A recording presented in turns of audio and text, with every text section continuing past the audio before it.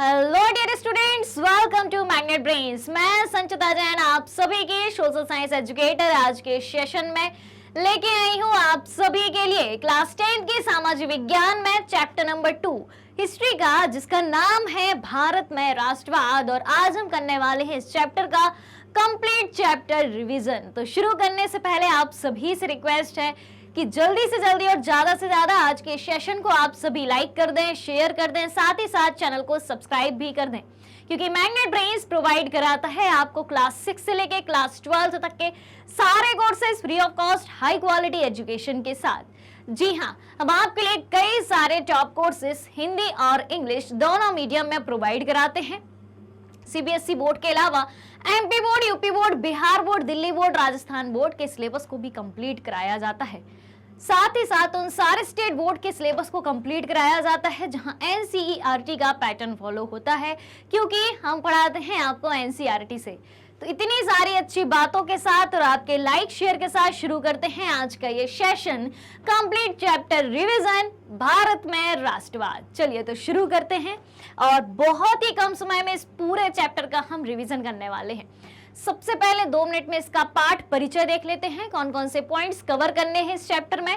देखें, सबसे पहले हम जानेंगे पहला विश्व युद्ध, खिलाफत और असहयोग आंदोलन। पहला विश्व युद्ध जो हुआ था 1914 से 1918 तक, उसके प्रभाव किस तरीके से पड़े थे कि तभी से फिर भारत में राष्ट्रवाद की चेतना जाग उठी थी और राष्ट्रवादी आंदोलन होने लगे थे। ऑलराइट, उसके बाद हम जानेंगे सत्याग्रह के विचार के बारे में, रॉलेट एक्ट 1919 के बारे में, और असहयोग ही क्यों, असहयोग शब्द का अर्थ होता है और असहयोग आंदोलन ही क्यों चलाया जाना था, ये जानेंगे। दूसरा टॉपिक आएगा आंदोलन के भीतर अलग अलग धाराओं की बातों के बारे में, कि ये जो आंदोलन पूरे देश में चलाए जा रहे थे, इनका प्रभाव जो है अलग अलग जगह कैसे पड़ा। तो शहरों में किस तरीके से आंदोलन हुआ, ग्रामीण इलाकों में इसका प्रभाव कैसे देखने को मिलता है, ग्रामीण इलाकों में आंदोलन के जरिए कौन कौन सी गतिविधियां करी गई। फिर जानेंगे बागानों में स्वराज को। फिर क्या है, सविनय अवज्ञा की ओर। जी हाँ, एक और आंदोलन चलाया गया था सविनय अवज्ञा आंदोलन, जिसकी शुरुआत दांडी यात्रा से होती है। ठीक है, 12 मार्च 1930 को गांधी जी ने नमक कानून को तोड़ने के लिए साबरमती आश्रम से यात्रा प्रारंभ करी थी और 6 अप्रैल 1930 को दांडी पहुंचकर नमक बनाकर नमक कानून को तोड़ा था, और वहीं से शुरुआत होती है सविनय अवज्ञा आंदोलन की। लोगों ने इस आंदोलन को कैसे लिया, सविनय अवज्ञा आंदोलन की सीमाएं क्या क्या थी, इसके बारे में जानेंगे। फिर बात आएगी भारत छोड़ो आंदोलन के बारे में, ठीक है, और सामूहिक अपनेपन का भाव। जब इतने सारे आंदोलन एक साथ एक देश के लोगों ने एक लक्ष्य की प्राप्ति के लिए करे थे, सबका एक लक्ष्य था, क्या था, भारत को आजाद कराना, आजाद होना। ऑलराइट, तो ये जो सामूहिक अपनेपन का भाव है लोगों में पनपेगा, क्योंकि सबने साथ मिलकर के संघर्ष किया था, आजादी की लड़ाई सभी ने साथ मिलकर के लड़ी थी। ऑलराइट, फिर उसके बाद इस चैप्टर का पूरा निष्कर्ष यानी कि कंक्लूजन क्या निकल के आता है, उसके बारे में हम जानेंगे। चला जाएंगे, चलिए तो बढ़ते हैं अब चैप्टर की तरफ। बात हुई थी पहले विश्व युद्ध, खिलाफत और असहयोग की इस चैप्टर के पहले टॉपिक में। ठीक है, तो आधुनिक राष्ट्रवाद के साथ ही राष्ट्र राज्यों का उदय हुआ था। उस समय जो राष्ट्रवाद की लहर पूरे देश में चल रही थी, उसी के साथ राष्ट्र राज्य का उदय हुआ था, और भारत में आधुनिक राष्ट्रवाद का विकास कई अन्य उपनिवेशों की तरह उपनिवेश विरोधी आंदोलन से जुड़ा हुआ था। क्या बात कही गई है, भारत में जो आधुनिक राष्ट्रवाद है उसका विकास कई अन्य उपनिवेशों की तरह उपनिवेश विरोधी आंदोलन से जुड़ा हुआ था। अब इस उपनिवेश शब्द का अर्थ क्या होता है, उपनिवेश शब्द का अर्थ क्या होता है, उपनिवेश उस क्षेत्र को कहा जाता है जहां पर किसी दूसरे देश ने आकर कब्जा किया हो, जैसे कि भारत में ब्रिटिशर्स ने कब्जा किया था। ठीक है, तो भारत के जितने हिस्से में ब्रिटिशर्स का कब्जा था, तो उसे ब्रिटिश औपनिवेशिक क्षेत्र के नाम से या ब्रिटिश उपनिवेश के नाम से जाना जाता था। ऑलराइट, तो भारत की जनता क्या कर रही थी, आधुनिक राष्ट्रवाद की भावना के तहत, भारत को आजाद कराने के तहत जो भी औपनिवेशिक शासन था, ब्रिटिश शासन था, उसके विरोध में आंदोलन प्रारंभ कर दिए थे। यही था राष्ट्रवाद। अब देखें, प्रथम विश्व युद्ध कब से कब तक हुआ था भाई? 1914 से 1918 तक हुआ था और यूरोपीय देशों के बीच हुआ था। यूरोप के देश दो भागों में बट गए थे, मित्र राष्ट्र और धुरी राष्ट्र। ठीक है, तो प्रथम विश्व युद्ध ने एक नई राजनीतिक और आर्थिक स्थिति पैदा कर दी थी। अब राजनीतिक और आर्थिक कैसे भाई? बात यह हुई थी कि ब्रिटिश का शासन यहां पर था, ब्रिटिश औपनिवेशिक शासन भारत में था। ठीक है, और युद्ध कहां हो रहा है? यूरोप में हो रहा है। यूरोपीय लोगों का हम पर शासन है, तो भारत के लोगों को ज्यादा से ज्यादा सेना में भर्ती किया गया, खासतौर से ग्रामीण इलाकों के युवा वर्ग को, और उन्हें प्रथम विश्व युद्ध में भाग लेने के लिए मजबूर करा गया। ठीक है, जिससे क्या हुआ, और ये हमारे यहाँ शासन कर रहे थे। ठीक है, तो इनका भारत पर राज था, भारत की धन संपदा को लूट रहे थे। तो उस दौरान जब प्रथम विश्व युद्ध हुआ था तो भारत के रक्षा व्यय में बहुत ज्यादा बढ़ोतरी हो गई थी और धन के साथ साथ जन की भी हानि हुई थी, लोगों की भी हानि हुई थी। ठीक है, तो भारत को प्रथम विश्व युद्ध के दौरान विभिन्न समस्याओं का सामना करना पड़ा था। कौन कौन सी समस्याएं थी वो? सबसे पहले देखने को आता है रक्षा खर्चे में वृद्धि। भारत के रक्षा खर्चे में वृद्धि हो गई थी। युद्ध के दौरान कीमतों में वृद्धि हुई क्योंकि चीजें आसानी से उपलब्ध नहीं थी। भारत में फसल बेकार हो गई थी। ठीक है, ग्रामीण इलाकों की जो कृषि क्षेत्र है, फसल है, वो बर्बाद हो गई थी और महामारी भी फैल गई थी। अब जब फसल बर्बाद होगी तो खाने को क्या रहेगा? खाना कम मात्रा में रहेगा, खाद्य पदार्थ कम मात्रा में रहेंगे तो कीमतें तो बढ़ेंगी ही। ठीक है, और ग्रामीण क्षेत्रों में सिपाहियों को जबरन सेना में भर्ती करा गया था। ये प्रभाव भारत में देखने को मिलते हैं प्रथम विश्व युद्ध के। उसके बाद देखें 1918 और 1919 की हम बात करें। 1918, 19 और 1920-21 के दौरान भारत के कई हिस्सों में फसल खराब हो गई। ठीक है, यानी कि 1918 से 1921 का दौर ऐसा था तब जब भारत के कई हिस्सों में फसल बर्बाद होगी। फसल बर्बाद होगी तो खाद्य पदार्थ कम रहेगा, डिमांड ज्यादा है तो कीमत बढ़ जाएगी। डिमांड ज्यादा, सप्लाई कम, कीमत बढ़ गई, महंगाई बढ़ गई। ये कंसेप्ट तो क्लियर है। फिर युद्ध खत्म हो गया। 1918 में युद्ध खत्म हो गया था, लेकिन युद्ध खत्म होने के बाद भी मुश्किलें भारतीयों के लिए कम नहीं हुई थी, दिन ब दिन बढ़ती ही जा रही थी, क्योंकि इन सब तमाम समस्याओं का सामना भारतीयों को करना पड़ रहा था। अब बात आती है सत्याग्रह की। सत्याग्रह के विचार की बात आती है। आखिर ये सत्याग्रह क्या था? अगर हम शब्द पर जाएं, ठीक है, तो सत्याग्रह को जब हम दो भागों में डिवाइड करते हैं, उसका संधि विच्छेद करते हैं, तो सत्य धन आग्रह होता है। यानी कि सत्य के लिए आग्रह करना। गांधी जी, ठीक है, गांधी जी की बात आती है यहां से, क्योंकि सत्याग्रह का सिद्धांत किसने दिया था? सत्याग्रह की शुरुआत किसने करी थी? हमारे बापू ने, गांधी जी ने करी थी। ठीक है, उन्होंने कहा था कि मैं भारत को आजादी सत्य और अहिंसा के बल पर दिलाना चाहता हूं। ठीक है, तो सत्याग्रह का मुख्य अर्थ ये होता है, सत्याग्रह का कंसेप्ट ये कहता है कि अगर आपके अंदर सच्चाई है, ध्यान से सुनना भाई, ठीक है, सीखने वाली बात है ये, सारे स्टूडेंट्स के लिए सीखने वाली बात है, हर व्यक्ति के लिए सीखने वाली बात है। सत्याग्रह कहता है कि अगर आपके अंदर सच्चाई है, अगर आप सच्चे हैं, ठीक है, तो कोई भी बड़ी से बड़ी लड़ाई आप जीत सकते हैं। उसके लिए आपको जो है विरोध करने, उस तरीके से विरोध करने, हिंसात्मक विरोध करने की आवश्यकता नहीं है। आपको बड़ी लड़ाई लड़ने की आवश्यकता नहीं है कि आप युद्ध में तलवार लेके ही कूदो तभी आप युद्ध जीतोगे। अगर आप सच्चे हो तो सत्य के आधार पर कोई भी लड़ाई जीती जा सकती है। ठीक है, तो सत्याग्रह का जो विचार था वो भारत में औपनिवेशिक शासन से लड़ने का एक नया तरीका है। ठीक है, जो औपनिवेशिक शासन यानी कि ब्रिटिश शासन है, ब्रिटिश शासन से लड़ने का एक नया तरीका है। और यह अत्याचार और अन्याय के खिलाफ, किसके खिलाफ? अत्याचार और अन्याय के खिलाफ एक गैर आक्रामक और शांतिपूर्ण जन आंदोलन है। किसके खिलाफ? अत्याचार के खिलाफ। ब्रिटिश सरकार जो हम पर अत्याचार कर रही थी उसके खिलाफ, और अन्याय के खिलाफ एक गैर आक्रामक, यानी कि हम आक्रमण नहीं कर रहे हैं उन पर, ठीक है, शांतिपूर्ण तरीके से हम आंदोलन कर रहे हैं सत्याग्रह के द्वारा। ऑलराइट, सत्याग्रह का अर्थ है सत्य को स्वीकार करने के लिए आग्रह करना। हम ब्रिटिश सरकार से ये कह रहे हैं कि भाई साहब ये देश आपका नहीं है, ठीक है, आपने हमारे देश पर अधिकार करके रखा है और ये बात सच है। एक ना एक दिन आपको जाना पड़ेगा यहां से, इससे अच्छा है कि अभी चले जाओ। उन्हें सच का सामना करा के हम आग्रह के द्वारा उनको अपना देश छोड़ने पर मजबूर कर रहे थे, ठीक है। तो सत्याग्रह जो है एक नैतिक चेतना है, ना कि निष्क्रिय प्रतिरोध है। क्या कहा गया है सत्याग्रह के बारे में? सत्याग्रह एक नैतिक चेतना है, ना कि निष्क्रिय प्रतिरोध।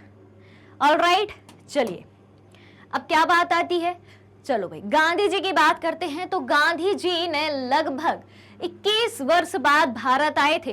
गांधी जी 21 वर्ष तक लगभग कहाँ रहे थे? साउथ अफ्रीका में रहे थे, बैरिस्टर के तौर पर रहे थे। तो गांधी जी लौटे 9 जनवरी 1915 को भारत लौट आए। अब 9 जनवरी का जिक्र आया है तो एक और एक अच्छी इंफॉर्मेशन मैं आपको देना चाहूंगी। 9 जनवरी को भारत में प्रत्येक वर्ष प्रवासी भारतीय दिवस के नाम से मनाया जाता है। किस नाम से मनाया जाता है? प्रवासी भारतीय दिवस के नाम से मनाया जाता है, ठीक है, क्योंकि गांधी जी उस दिन भारत वापस लौटे थे 21 वर्षों के बाद दक्षिण अफ्रीका से। और जब गांधी जी भारत वापस लौटे तो उन्होंने देखा कि यहाँ तो ब्रिटिश शासन बहुत क्रूरता के साथ अपना शासन बिछाए हुए है। अलग अलग लोगों से मिले, अलग अलग जगह की गतिविधियों के बारे में जाना, ठीक है। तो सबसे पहले उनका जो भारत में किया गया आंदोलन था गांधी जी का, वो था चंपारण जिले में, ठीक है। कब का था? चंपारण जिले का आंदोलन था। अब चंपारण कहाँ स्थित है? चंपारण जो है बिहार में स्थित है। कहाँ स्थित है? चंपारण बिहार में स्थित है, ठीक है। तो क्या हुआ था? अंग्रेज सरकार चंपारण के किसानों से नील की खेती करवाने को मजबूर थी कि आपको अपनी जमीन के कुल 3/4 हिस्से पर नील की खेती करनी पड़ेगी, क्योंकि नील की खेती से ज्यादा मुनाफा होता है। लेकिन किसानों को इससे नुकसान था, क्योंकि जहां एक बार नील की खेती हो जाती है वो जमीन दूसरी फसल को लगाने के योग्य नहीं बचती है। तो गांधी जी ने, इसको कहा जाता था भाई तिनकठिया पद्धति। कौन सी पद्धति? तिनकठिया पद्धति कहा जाता था। ऑलराइट, फिर गांधी जी ने किसानों के साथ मिलकर आंदोलन किया। फिर हुआ आंदोलन गुजरात के खेड़ा जिले में, ठीक है, 1917 में। अब गुजरात के खेड़ा जिले में लोगों की फसल बर्बाद हो गई थी, तब भी अंग्रेज सरकार उस फसल का उनसे लगान वसूल रही थी, यानी कि कर वसूल रही थी। लोगों की फसल बर्बाद हो चुकी है, लोग कहां से, यानी कि किसान कहां से उनको लगान देंगे? और लगान में वृद्धि की बात कही थी कि भाई अब आपको बढ़ा के लगान देना पड़ेगा। तो उनके लिए गांधी जी ने आंदोलन किया था। फिर किया था अहमदाबाद में कपास मिल मजदूरों के लिए सत्याग्रह किया था 1918 में। इस तरीके से लगातार back to back Gandhi ji ने 3 आंदोलन करे थे। ऑलराइट, चलिए अब जानते हैं हम रोलेट एक्ट 1919 के बारे में। क्या था रोलेट एक्ट 1919? तो भाई भारत में राष्ट्रवादी आंदोलन उस समय जोर तोर से चल रहे थे।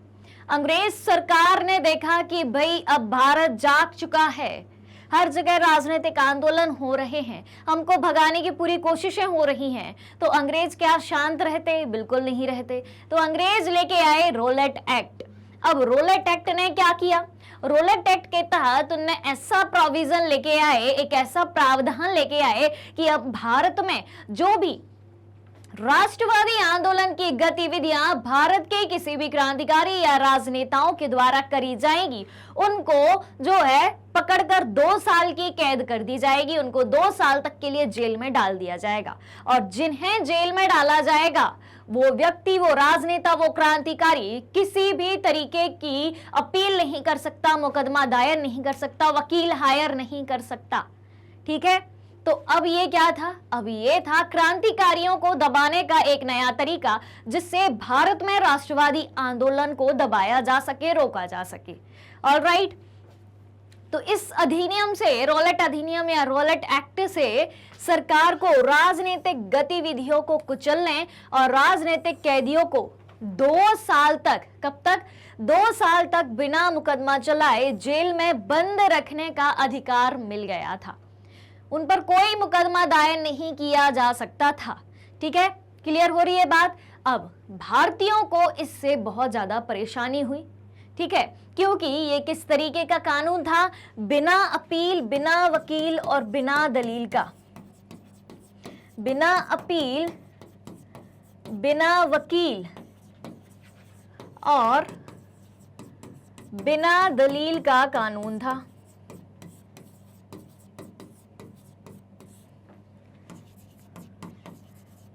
ऑल राइट, क्लियर है बात? इसलिए भारतीयों ने इस कानून को क्या कहा था?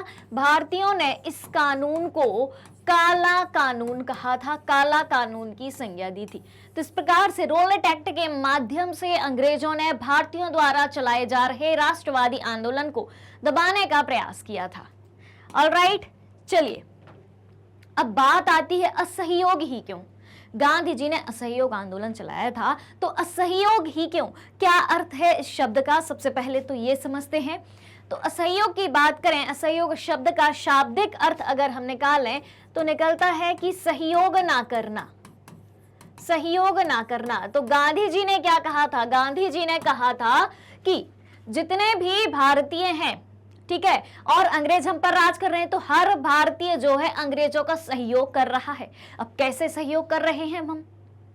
अंग्रेजों द्वारा खोले गए स्कूलों में जा रहे हैं, कॉलेजेस में जा रहे हैं, उनके द्वारा खोले गए हॉस्पिटल्स में हम जा रहे हैं। क्लियर हो रही है बात? और उनके द्वारा बनाए गए कपड़ों का प्रयोग कर रहे हैं।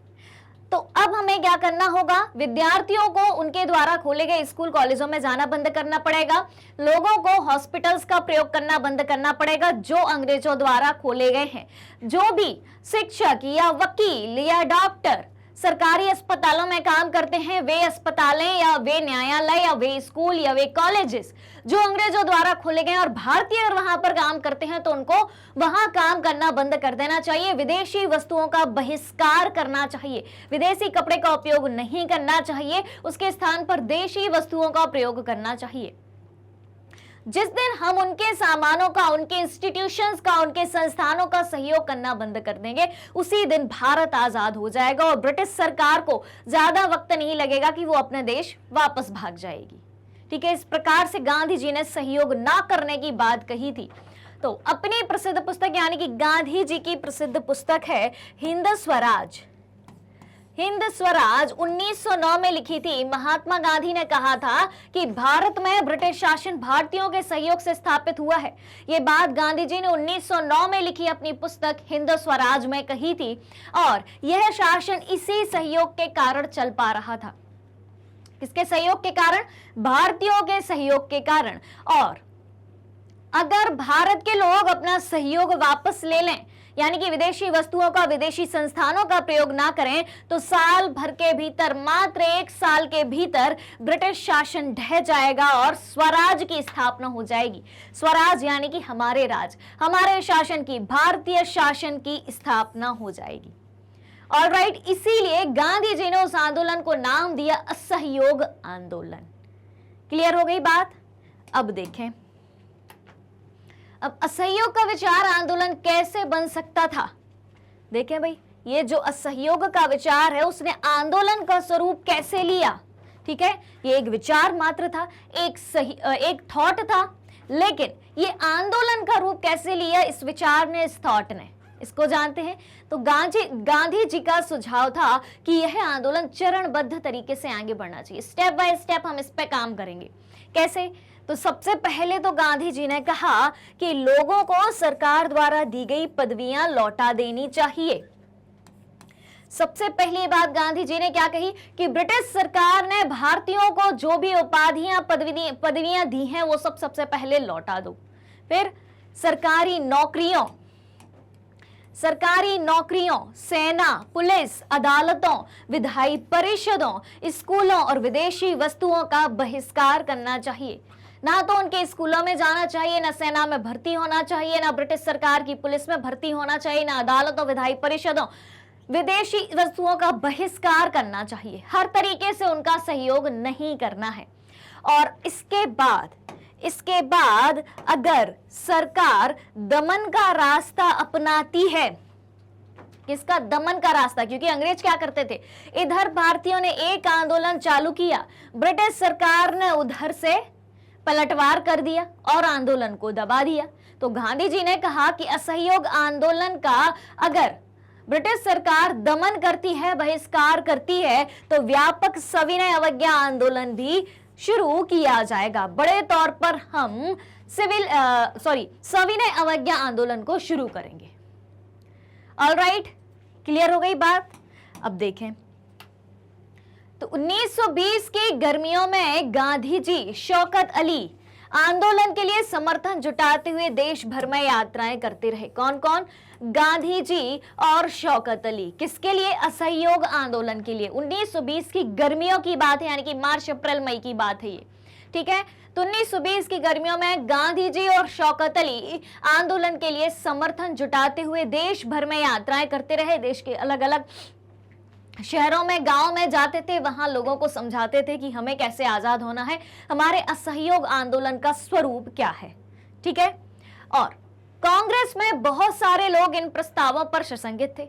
जो बातें गांधी जी ने कही थी कि हमें इस तरीके से असहयोग आंदोलन प्रारंभ करना है जिससे ब्रिटिश शासन को जड़ से उखाड़ फेंका जाए, तो लेकिन जो कांग्रेस के कुछ सदस्य ऐसे थे जो इस आंदोलन से सहमत नहीं थे, सशंकित थे, यानी कि उनके मन में एक डर था कि क्या पता ये आंदोलन काम कर पाएगा या नहीं कर पाएगा, ठीक है। वे नवंबर 1920 में विधायी परिषद के लिए होने वाले चुनावों का बहिष्कार करने में हिचकिचा रहे थे, क्योंकि गांधी जी ने क्या कहा था कि विधायी परिषद की सदस्यता कोई नहीं लेगा और जिन्होंने ले रखी है वो लौटा देंगे। अब 1920 नवंबर में विधायी परिषद के चुनाव भी होने वाले थे, तो वो लोग, कांग्रेस के कुछ लोग विधायी परिषद के चुनावों का बहिष्कार करने में हिचकिचा रहे थे, क्योंकि वो भाग लेना चाहते थे, पर गांधी जी ने कहा कि नहीं, हमें ऐसा नहीं करना है। और वो, उन्हें इस बात का भी डर था कि क्या पता ये आंदोलन काम करता है या नहीं करता है, ठीक। लोगों को ये भय था, यानी कि कांग्रेस के कुछ व्यक्तियों को, कुछ सदस्यों को ये भय था, ये डर था कि इस आंदोलन में लोग हिंसा कर सकते हैं।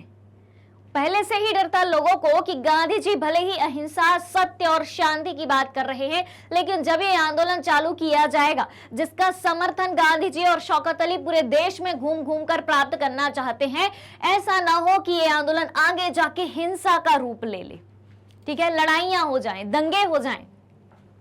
तो सितंबर से लेके दिसंबर तक कांग्रेस में भारी खींचतान चलती रही इस असहयोग आंदोलन को लेकर, ठीक है। कांग्रेस ने पूर्ण तरीके से सहमति इस आंदोलन को नहीं दी थी।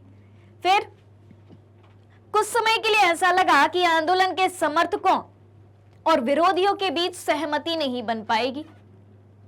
अब कांग्रेस के कुछ सदस्य कह रहे हैं कि आंदोलन नहीं होना चाहिए और कुछ सदस्य कह रहे हैं होना चाहिए। वो पूरे देश भर में यात्राएं कर रहे हैं लोगों का समर्थन जुटाने में।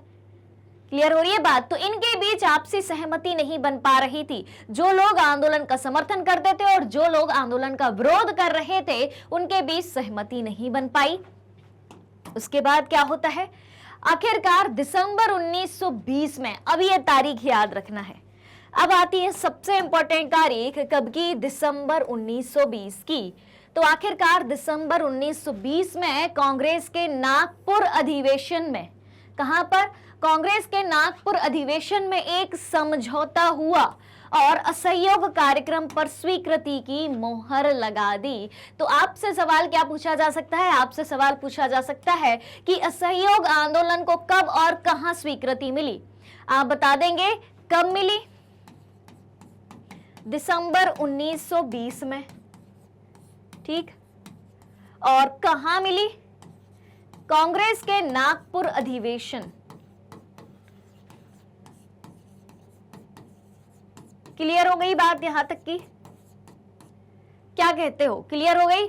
अब देखें आंदोलन किस तरह आगे बढ़ा, उसमें किन लोगों ने हिस्सा लिया और विभिन्न सामाजिक समूहों ने असहयोग के विचार को किस तरह समझा। अब क्वेश्चन ये सारे उठते हैं कि कांग्रेस ने तो सहमति दे दी, लेकिन आंदोलन किस गति से आगे बढ़ा, किन किन लोगों ने हिस्सा लिया, क्योंकि कांग्रेस के कुछ लोग तो इसके विरोधी थे और सामाजिक समूहों ने, अलग अलग सामाजिक समूहों ने असहयोग के विचार को किस तरीके से समझा। देखते हैं इसको। ठीक है, अब देखो, अब बारी आती है किस चीज की, जलियांवाला कांड की। ठीक है, ये घटना जस्ट असहयोग आंदोलन के पहले घटी थी, जलियांवाला बाग कांड की। क्यों घटी थी? अंग्रेज रोलेट एक्ट लेके आए थे कि नहीं आए थे? आए थे। कब लेके आए थे? 1919 में। अब जलियांवाला बाग कांड कब होता है? 13 अप्रैल 1919 को। तो 13 अप्रैल 1919 के दिन पंजाब के अमृतसर शहर में, सबसे पहली बात तो ये आती है कि जलियांवाला बाग है कहां। ठीक है, तो ये है भाई पंजाब के अमृतसर शहर में। क्लियर हो गई बात? कहां है? पंजाब के अमृतसर शहर में है। तो 13 अप्रैल 1919 को जलियांवाला बाग के मैदान में एक बहुत बड़ी मात्रा में भीड़ एकत्रित हुई थी। क्यों हुई थी? क्या था 13 अप्रैल 1919 को? पहली बात तो ये थी कि 13 अप्रैल 1919 को वैशाखी का दिन था और पंजाबियों का वैशाखी एक मुख्य त्योहार माना जाता है। ठीक है, और जो अंग्रेज सरकार यानी कि ब्रिटिश सरकार वो लेके आई थी, रोलेट एक्ट लेके आई थी, उसके विरोध में भी जनसभा आयोजित हुई थी। ठीक है, तो जलियांवाला बाग के मैदान में एक विशाल जनसभा चल रही थी और वैशाखी का अवसर था, इसलिए मेला भी लगा हुआ था। लेकिन उस दौरान पूरे पंजाब में मार्शल लॉ लागू था। ठीक है, यानी कि सेना का कानून लागू था और किसके हाथ में वो कानून था? किसके हाथ में बागडोर थी? जनरल डायर के हाथ में थी। और जलियांवाला बाग शहर से दूर स्थित है, कर्फ्यू लगा हुआ था उधर। ठीक है, अमृतसर में, लेकिन जलियांवाला बाग अमृतसर शहर से यानी कि थोड़े आउटर में स्थित था। क्लियर है? तो लोगों को इस बात का पता नहीं चला कि कर्फ्यू लगा है, उन्हें ये लगा कि हम यहाँ पर जनसभा कर सकते हैं, ये तो आउट में है। ठीक है, तो बहुत सारी भीड़ एकत्रित हुई। लेकिन जब जनरल डायर को यह पता चला कि वहां जलियांवाला बाग में वैशाखी के मेले का आयोजन किया गया है, भीड़ एकत्रित हुई है, जनसभा चल रही है, जनरल डायर ने हुक्म दिया अपने सैनिकों की, आ जाओ सेना। ठीक है, घेर लो बाग को चारों तरफ से। और सेना ने बाग को चारों तरफ से घेर लिया। सैनिक बाग के अंदर भी घुस गए और बाहर जाने के तमाम रास्ते बंद कर दिए गए और भीड़ पर अंधाधुंध गोलियों की बौछार कर दी। अब क्या होगा भाई? लोगों की जानें जाएंगी, लोग घायल होंगे। तो सैकड़ों लोगों की मृत्यु हुई और हजारों लोग घायल हुए उस दौरान, उस दिन। और जलियांवाला बाग में एक कुआं भी बना हुआ है, उस कुएं में कई सारे लोग जान बचाने के लिए कूद पड़े, लेकिन जब एक के बाद एक लोग कूदते गए तो उस कुएं में भी जितने लोग कूदे थे सबकी जानें चली गई। ऑलराइट, तो ये घटना हुई थी जलियांवाला बाग हत्याकांड के नाम से। क्लियर है? तो वही बात यहां पर बताई गई कि जनरल डायर हथियारबंद सैनिकों के साथ वहां पहुंचा, बाहर निकलने के सारे रास्ते बंद कर दिए। इसके बाद जनरल डायर ने भीड़ पर गोली चलाने के आदेश दे दिए, जिससे सैकड़ों लोग मारे गए। ऑलराइट, अब ये घटना कहां हुई थी? पंजाब में हुई थी। पंजाब कहां है? उत्तर भारत में है। तो खबर फैलते ही उत्तर भारत में हड़तालें होने लगी, लोग पुलिस से मोर्चा लेने लगे, सरकारी इमारतों पर हमला करने लगे और सरकार ने इनका जवाब भी क्रूरता के साथ दिया। ऑलराइट, तो ये सारी तमाम घटनाएं जलियांवाला बाग हत्याकांड के दौरान घटित हुई थी। अब बारी आती है खिलाफत आंदोलन की। ठीक है, अब आप सोच रहे हैं वैसे आंदोलन तो बीच में ही छूट गया, तो रुको भाई, सब चीजें समझ में आएंगी। ठीक है, अब बात करते हैं खिलाफत आंदोलन की। तो सबसे पहली बात तो ये आती है कि ये आंदोलन हुआ क्यों। हर एक आंदोलन का एक कारण होता है। अब ये खिलाफत आंदोलन है, खिलाफत आंदोलन क्यों हुआ? ठीक है, कहानी कहां से शुरू करी थी हमने? फर्स्ट वर्ल्ड वॉर से, प्रथम विश्व युद्ध से कहानी चालू करी थी। ठीक है, वहीं से फिर से एक बार चालू करते हैं। तो फर्स्ट वर्ल्ड वॉर के दौरान तुर्की, ठीक है, हार गया था। क्लियर? मित्र राष्ट्रों की तरफ से थे, ब्रिटेन, फ्रांस, रूस, अमेरिका, ये सब। और तुर्की किन की तरफ से था? धुरी राष्ट्रों की तरफ से था, यानी कि जर्मनी, जापान, इटली, इनकी तरफ से था। धुरी राष्ट्रों की हार हुई थी, तुर्की की भी हार हुई थी। ठीक है, तो अब ब्रिटिश सरकार क्या करती है? ब्रिटिश सरकार ने तुर्की में जो सबसे ऊंचा पद होता है खलीफा का पद, तो तुर्की के फर्स्ट वर्ल्ड वॉर में, प्रथम विश्व युद्ध में हार जाने के कारण तुर्की के सबसे ऊंचे पद खलीफा के पद को खत्म करने की बात कह दी तो तुर्की के मुसलमान भड़क उठे। क्लियर है? तो दो अली बंधुओं ने, मोहम्मद अली और शौकत अली ने, उसके विरोध में खिलाफत आंदोलन चलाया था। अब गांधी जी की एंट्री होती है। कैसे एंट्री होती है? गांधी जी ने सोचा कि भारत के मुसलमान और तुर्की के मुसलमान दोनों ही इस घटना से परेशान हैं, क्रोधित हैं कि जो सर्वोच्च पद होता है खलीफा का, वो समाप्त करने की बात कर रही है ब्रिटिश सरकार। और दोनों ही देश यानी कि तुर्की और भारत देश के मुसलमान इससे खुश नहीं हैं, ठीक है, दुखी हैं, उनके अंदर विरोध की भावना जाग रही है। तो इस समय अगर हम मुसलमानों का सहयोग करेंगे खिलाफत आंदोलन में तो क्या होगा? भारत में हिंदू मुस्लिम एकता को बल मिलेगा, भारत में हिंदू मुस्लिम एकता बढ़ेगी। और गांधी जी ने सहयोग भी किया, ठीक है। तो अब गांधी जी ने क्या कहा? गांधी जी ने यह कहा कि अब हम खिलाफत और असहयोग आंदोलन साथ साथ चलाएंगे। आगे बात अब असहयोग आंदोलन की। खिलाफत आंदोलन का नेतृत्व किसने किया था? ये बात सबसे इंपॉर्टेंट है, ये बात आपको याद रखनी ही है। खिलाफत आंदोलन का नेतृत्व दो भाइयों शौकत अली और मोहम्मद अली ने किया था, ठीक है। क्यों? खलीफा की तात्कालिक शक्तियों की रक्षा के लिए, ताकि खलीफा का पद समाप्त ना हो, जो खलीफा की शक्तियां हैं उन शक्तियों की रक्षा हो पाए, उसके लिए मार्च 1919 में बॉम्बे में खिलाफत समिति का गठन किया गया।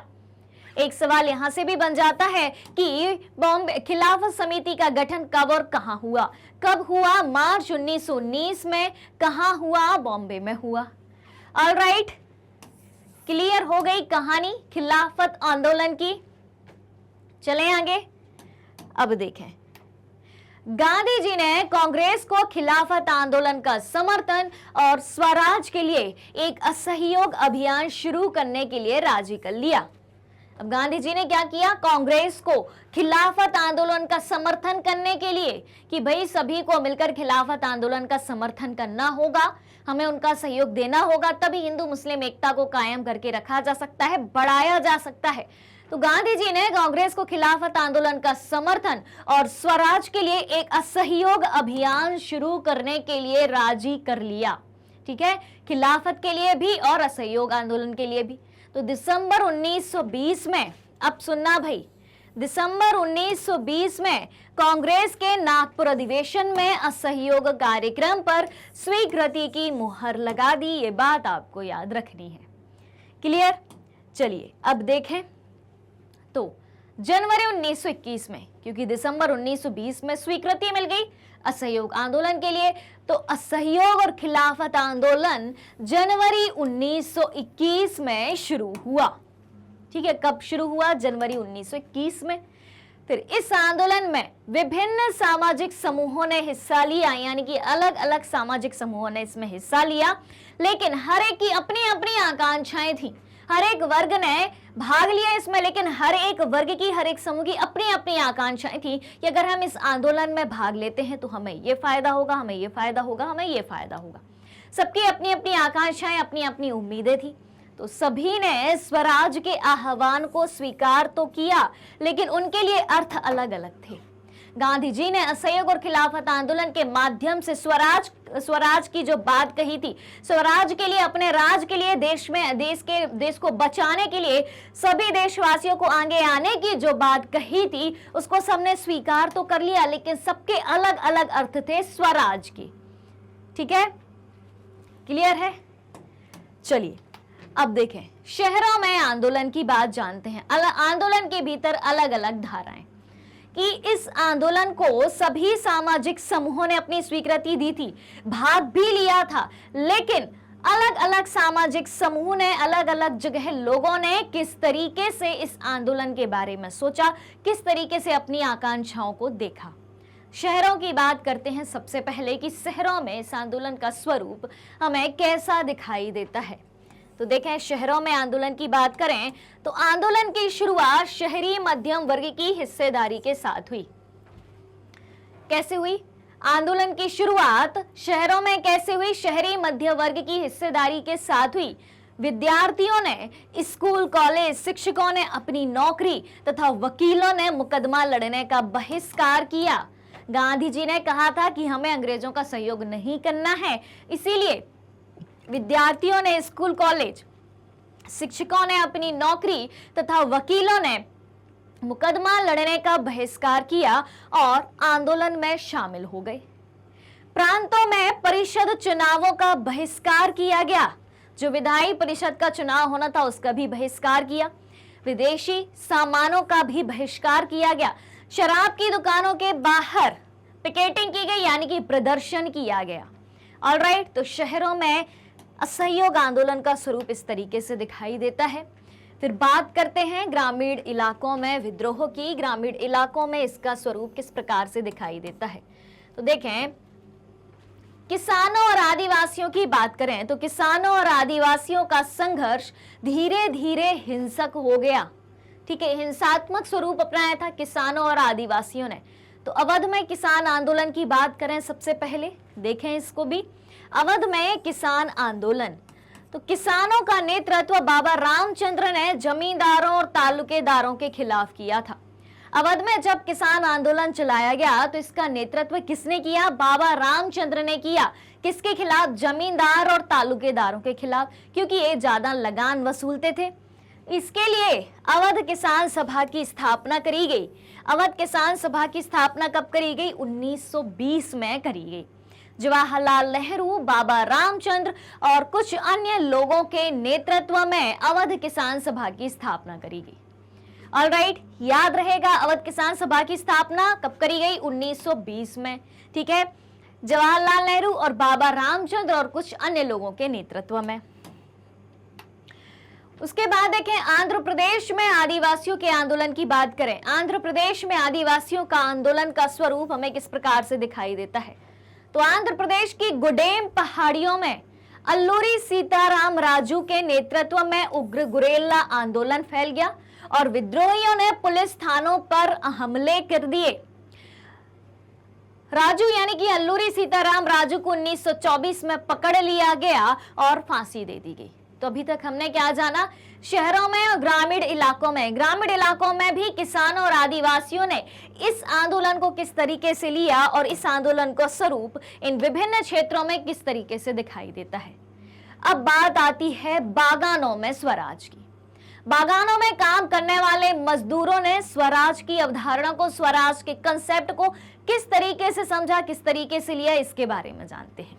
ठीक है, अब बागानों में काम करने वाले मजदूर कौन थे, तो सबसे पहले तो उनके बारे में सुन लो ताकि आगे की कहानी बहुत अच्छे से आपको समझ में आ जाए। तो बागानों में जितने भी मजदूर काम किया करते थे सभी एक एग्रीमेंट के तहत काम किया करते थे। ठीक है, जैसे हम बात करें असम के चाय बागानों की, तो असम के चाय बागानों में ब्रिटिश काल में जितने भी मजदूर काम करते थे उनको दूसरी जगहों से एक एग्रीमेंट, एक अनुबंध के तहत ले जाया गया था। किस तरीके का एग्रीमेंट या अनुबंध? उनसे कहा गया कि आपको वहां चलना होगा, 5 साल तक काम करना होगा। कब तक करना होगा? 5 वर्षों तक काम करना होगा। ठीक है, आपको एक निर्धारित समय पर पर्याप्त सैलरी मिलेगी, खाने पीने को मिलेगा, आजादी मिलेगी। ठीक है भाई, ये सब मिलेगा तो व्यक्ति काम करने के लिए चला गया, काम की जरूरत थी उन्हें। ठीक है, अब जब वो वहां गए काम करने के लिए तो परिस्थितियां विपरीत ही दिखाई दी। जैसी बात उस एग्रीमेंट में या अनुबंध में करी गई थी उसके विपरीत ही सारी परिस्थितियां दिखाई देती हैं। कैसे भाई? जो 5 वर्ष का समय निर्धारित किया गया था उसकी कोई समय सीमा नहीं थी। ठीक है, बोला गया था कि आपको वहां पूर्ण आजादी मिलेगी, लेकिन जो बागान था, चाय बागान था, उसके बाहर जाना सभी मजदूरों के लिए मना था। कोई भी मजदूर उसके बाहर नहीं जा सकता था। क्लियर? और उन्हें वेतन भी समय पर नहीं मिलता था और निर्धारित वेतन भी नहीं मिलता था, ना ही उन्हें अपने परिवार से मिलने जुलने दिया जाता था। तो अब जो व्यक्ति 4 दीवारी में कैद है, अपने परिवार से मिलजुल नहीं पा रहा, उस 4 दीवार के बाहर भी वो नहीं आ पा रहा, तो उसके लिए स्वराज, अपने राज्य, आजादी का मतलब क्या होगा? उसके लिए आजादी का मतलब सिर्फ यही होगा कि मुझे बस इस दीवार के बाहर आने जाने को मिल पाए, मैं यहाँ काम करने को रेडी हूं।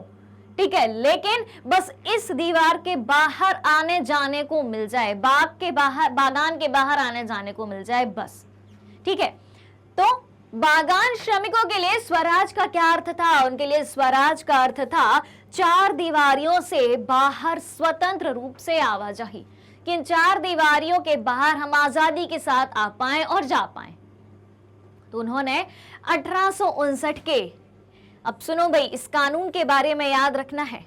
1859 में एक कानून बना था, अंतर्देशीय आप्रवासन अधिनियम का विरोध किया, जो अंग्रेज सरकार के द्वारा बनाया गया अधिनियम था, जिनके तहत बागानों में काम करने वाले मजदूर बाहर नहीं जा सकते थे। उस अधिनियम का विरोध किया।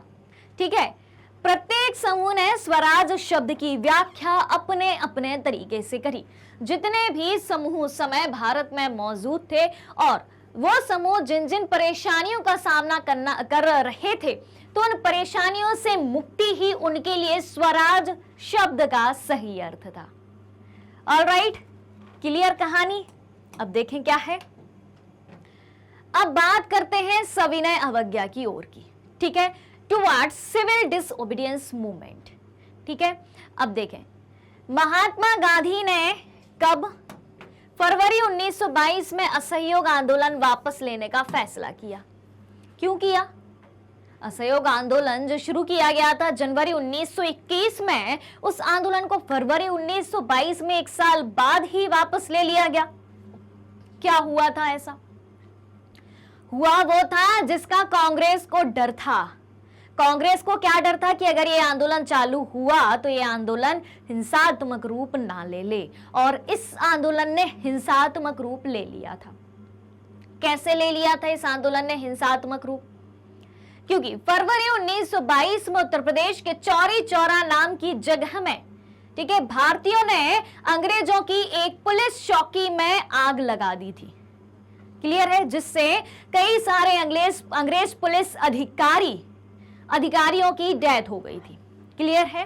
तो गांधी जी ने फरवरी 1922 में इस घटना से दुखी होकर यह आंदोलन वापस ले लिया, क्योंकि गांधी जी क्या कहा करते थे कि मुझे अहिंसा के बल पर आजादी चाहिए है। लेकिन भारतीय लोगों ने, खासतौर से उत्तर प्रदेश के चौरी चौरा के लोगों ने गांधी जी के ही सिद्धांत का विरोध कर दिया। तो गांधी जी इस घटना से बहुत ज्यादा दुखी हुए और उन्होंने इस आंदोलन को वापस ले लिया। अब देखें अगली बात क्या आती है सीआर दास के बारे में। सीआर दास और मोतीलाल नेहरू ने परिषद राजनीति में वापस लौटने के लिए कांग्रेस के भीतर ही स्वराज पार्टी का गठन कर डाला। ये बात आपको याद रखनी है, बहुत अच्छे से याद रखनी है। ये सवाल आपसे अक्सर पूछा जा सकता है स्वराज पार्टी के बारे में। ठीक है, स्वराज पार्टी का गठन किसने किया? सीआर दास, चित्तरंजन दास और मोतीलाल नेहरू ने स्वराज पार्टी का गठन किया था। ऑलराइट, और जवाहरलाल नेहरू और सुभाष चंद्र बोस जैसे युवा नेताओं ने ज्यादा उग्र जन आंदोलन और पूर्ण स्वतंत्रता के लिए दबाव डाला, क्योंकि ये युवा नेता थे। भाई, युवाओं की रगों में तो खून बहुत तेजी से दौड़ता है। तो उस समय जवाहरलाल नेहरू और सुभाष चंद्र बोस युवा थे, यंग थे। तो इन नेताओं ने क्या किया? इन नेताओं ने कहा कि हमें ज्यादा उग्र जन आंदोलन चलाना पड़ेगा, सत्य, अहिंसा और शांति के बल पर आजादी नहीं मिलने वाली है। ठीक है, तो उन्होंने कहा कि जब हम उग्र जन आंदोलन चलाएंगे तभी हमें पूर्ण स्वतंत्रता मिल पाएगी। ऑलराइट, फिर क्या होता है? 1920 के बाद भारतीय राजनीति को दिशा निर्धारित करने वाले कारक, 1920 के बाद भारतीय राजनीति की दिशा निर्धारित करने वाले कारक हैं। सबसे पहली बात तो आती है विश्वव्यापी आर्थिक मंदी की। किसकी बात आती है? विश्वव्यापी आर्थिक मंदी की, क्योंकि प्रथम विश्व युद्ध हुआ था उस दौरान। ठीक है, प्रथम विश्व युद्ध हुआ था तो क्या हुआ था? प्रथम विश्व युद्ध हुआ था तो क्या हुआ था? भारतीयों को हिस्सा लेना पड़ा था प्रथम विश्व युद्ध में। ठीक है, ब्रिटिश सरकार ने ग्रामीण इलाकों के युवाओं को जबरन सेना में भर्ती किया था और भारतीय लोगों को प्रथम विश्व युद्ध में हिस्सा लेना पड़ा था। और सेना के रक्षा व्यय की पूर्ति कहां से हो रही थी? भारत से हो रही थी। तो भारत को एक तो धन की हानि हुई और जन की हानि हुई, क्योंकि सैनिक भी मारे गए, यानी भारत की जनता मारी गई ओवरऑल कहा जाए तो। और धन का अभाव कैसे? क्योंकि भारत से काफी मात्रा में पैसा जा रहा था। ठीक है, तो विश्वव्यापी आर्थिक मंदी का दौर था। और हाँ, उसके बाद जैसे प्रथम विश्व युद्ध खत्म होता है, भारत में फसलें भी खराब हो गई। ठीक है, फसलें खराब हो गई तो लोगों के पास खाने को नहीं है और फसल कम है, जनसंख्या बराबर है, बढ़ ही रही है, तो क्या होता है, तीव्र आर्थिक मंदी का दौर आता है, महंगाई बढ़ जाती है। तो 1930 के बाद ऐसा होता है कि कृषि उत्पादों की मांग गिरी, ठीक है, और निर्यात कम होने लगा। कृषि उत्पादों की मांग क्यों गिरी? क्योंकि महंगा था, सामान महंगे हैं, कैसे लोग खरीदेंगे, उनके पास पैसा नहीं है। तो प्रोडक्ट की डिमांड कम हो गई, सप्लाई भी कम हो गई, ठीक है, निर्यात भी कम होने लगा, जिससे कृषि उत्पादों की कीमतों में भारी गिरावट आ गई। क्लियर हो रही है बात? लोगों के पास पैसा ही नहीं था, वो कैसे खरीदते? अब जब सामान बिक ही नहीं रहा और कृषि उत्पाद है एक समय के बाद खराब हो जाएंगे, तो उनकी कीमत गिर गई। ठीक है, तो अब लोग अगर वो सामान बेच भी रहे हैं तो उनको कितना सा पैसा मिलेगा? बहुत कम पैसा मिलेगा। क्लियर है? तो ये बात हो गई। फिर बात आती है साइमन कमीशन की। ठीक है, साइमन कमीशन, बात चल रही है 1920 के बाद भारतीय राजनीति को दिशा निर्धारित करने वाले कारक कौन कौन से हैं। तो सबसे पहले हम बात करते हैं अब इसमें विश्वव्यापी आर्थिक मंदी के बाद साइमन कमीशन की। साइमन कमीशन क्या था? तो साइमन कमीशन ब्रिटिश सरकार के द्वारा, ठीक है, ब्रिटेन की टोरी सरकार के द्वारा गठित किया गया एक कमीशन या आयोग था, जिसको भारत के संवैधानिक मुद्दों पर चर्चा करनी थी, क्योंकि भारत में संविधान बनाने की मांग उस समय तेजी से चल रही थी। तो ब्रिटिश सरकार ने कहा कि हम आपके लिए एक कमीशन बनाते हैं, एक आयोग बनाते हैं जो कि आपके संवैधानिक मुद्दों पर चर्चा करेगा, आपके देश के संविधान को बनाने में मदद करेगा। भारतीयों ने कहा ठीक है भाई, लेकिन इस आंदोलन का विरोध किया फिर इस कमीशन का भारतीयों ने विरोध किया। किसका? साइमन कमीशन का। जब साइमन कमीशन 1928 में भारत पहुंचा तो भारतीय लोगों को पता लगा कि इसमें तो कोई भी भारत का व्यक्ति है ही नहीं, इसमें जितने भी मेंबर हैं, जितने भी सदस्य हैं साइमन कमीशन में, उनमें से एक भी सदस्य भारतीय नहीं है। और कहां का संविधान बनना है? भारत के संवैधानिक व्यवस्था की बातें होनी है, भारत का संविधान बनना है, और उसमें भारत का एक ही सदस्य शामिल नहीं है, सबके सब अंग्रेज शामिल हैं। तो वो क्या हमारे लिए संविधान बनाएंगे? वो ऐसा संविधान बनाएंगे कि जो उनके हित में हो। ठीक है, तो भारत जैसे ही साइमन कमीशन 1928 में पहुंचा, भारतीयों ने नारे लगाने चालू कर दिए, Simon go back, Simon commission वापस जाओ। ठीक है, क्लियर हो गई बात? चलिए, तो कांग्रेस ने भी इस आयोग का जो है विरोध किया था। अब देखें, जवाहरलाल नेहरू की अध्यक्षता में दिसंबर 1929 में कांग्रेस के लाहौर अधिवेशन में, ध्यान से सुनिएगा, जवाहरलाल नेहरू की अध्यक्षता में दिसंबर 1929 में कांग्रेस के लाहौर अधिवेशन में पूर्ण स्वराज की मांग को औपचारिक रूप दे दिया गया। क्लियर हो रही है बात? क्लियर है? अब आपसे पूछा जाएगा सवाल यहां से कि पूर्ण स्वराज की मांग को औपचारिक रूप कब दिया गया? तो जवाहरलाल नेहरू की अध्यक्षता में एक कांग्रेस का अधिवेशन हुआ था लाहौर में। लाहौर यानी कि पाकिस्तान तब भारत का ही एक अभिन्न हिस्सा था। तो दिसंबर 1929 में जवाहरलाल नेहरू की अध्यक्षता में कांग्रेस के लाहौर अधिवेशन में पूर्ण स्वराज की मांग को औपचारिक रूप दे दिया गया। क्लियर?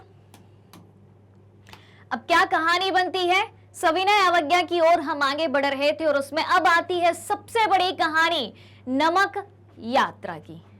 ठीक, देखें भाई, नमक यात्रा और सविनय अवज्ञा आंदोलन देखते हैं। तो गांधी जी ने नमक को ऐसे माध्यम के रूप में चुना जो राष्ट्र को एकजुट कर सके, क्योंकि नमक समाज के सभी वर्गों द्वारा प्रयोग में लाया जाता है। हम किसकी बात कर रहे हैं? नमक की बात कर रहे हैं। ठीक है, अब नमक को मुद्दा क्यों बनाया? तो भाई ब्रिटिश सरकार के कारण बनाया।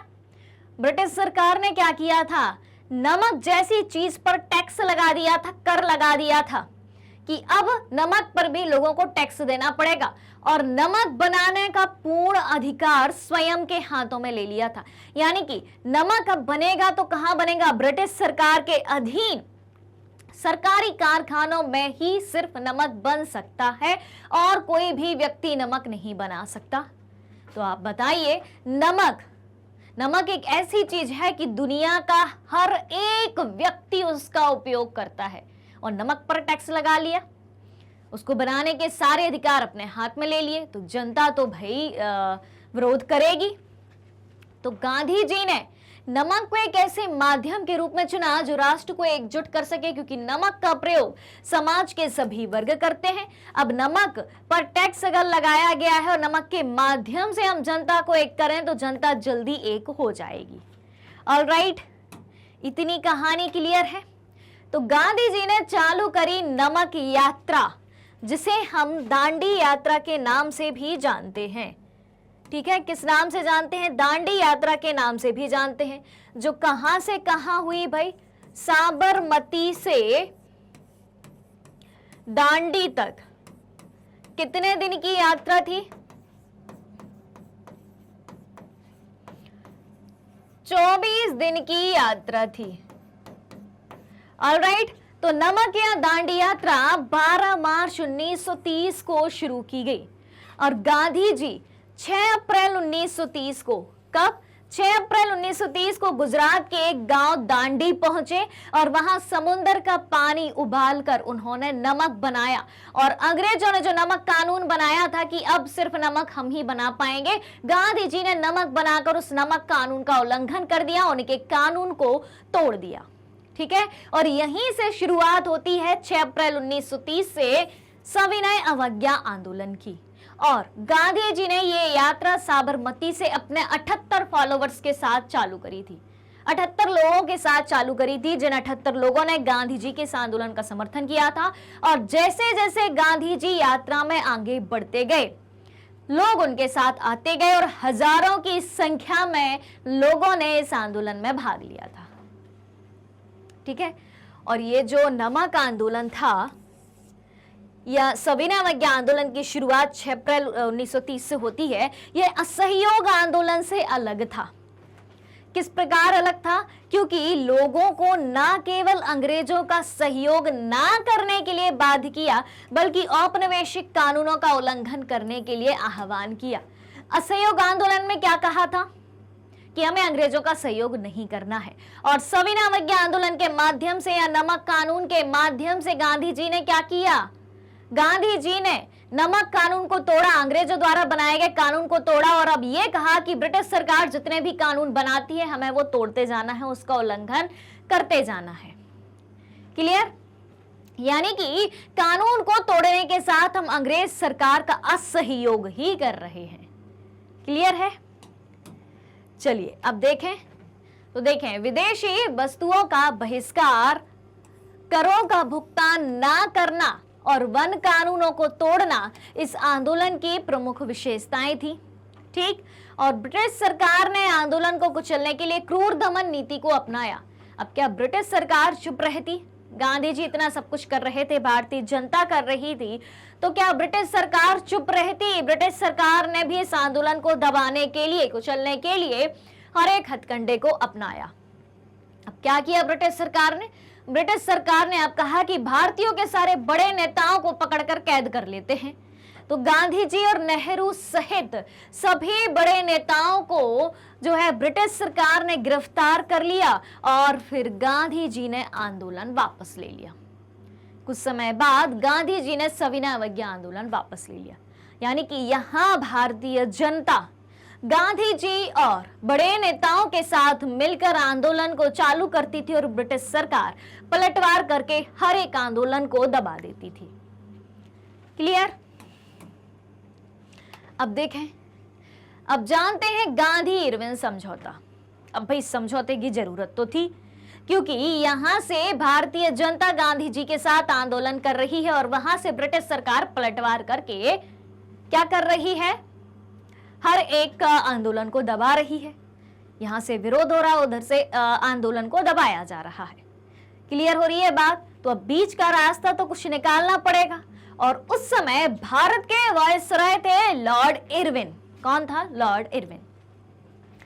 तो गांधी जी और लॉर्ड इरविन के बीच बातचीत हुई, एक समझौता हुआ जिसको गांधी इरविन समझौता के नाम से जाना जाता है। ठीक है, तो गांधी जी ने, तारीख थी 5 मार्च 1931 की, गांधी जी ने 5 मार्च 1931 को वायसराय लॉर्ड इरविन के साथ एक समझौते पर हस्ताक्षर करे।